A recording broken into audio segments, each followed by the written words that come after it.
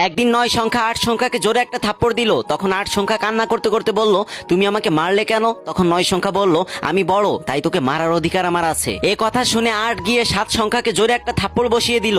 7 যখন তাকে মারার কারণ জানতে চাইলো তখন সে একই কথা বলল, আমি বড় তাই তোকে মারার অধিকার আমার আছে, তুই কি করবি? তারপর একই অজুহাত দেখিয়ে 7 মারলো 6 কে, 6 মারলো 5 কে, 5 মারলো 4 কে, 4 মারলো 3 কে, 3 মারলো 2 কে, আর 2 মারলো 1 কে। এখন হিসাব অনুযায়ী 1 শূন্যকে মারার কথা, কিন্তু 1 শূন্যকে মারলো না। শূন্যকে কাছে ডেকে বলল, তুই আমার ছোট ভাই, আজকে থেকে তুই সবসময় আমার পাশে থাকবি। আমি চাই তোকে যেন কেউ আঘাত না করতে পারে। তখন থেকে 1 আর 0 মিলে 10 হয়ে গেল। আর 10 হয়ে যাওয়ার পর থেকে সমস্ত সংখ্যাই তাদেরকে সম্মান করা শুরু করলো, কারণ এখন তারা সবার থেকে বড়। বর্তমানেও আমাদের সমাজে কিছু লোক আছে যারা বাইরে কিছু করতে পারে না, কিন্তু ঘরের ভিতর মারামারি করে, ভাইয়ে ভাইয়ে মারামারি করে। তাই এগুলো বাদ দিয়ে আসুন সবাই ঐক্যবদ্ধ হই এবং দেশকে এগিয়ে নিয়ে যাই, জাতিকে এগিয়ে নিয়ে যাই। আর যারা আমার সাথে একমত তারা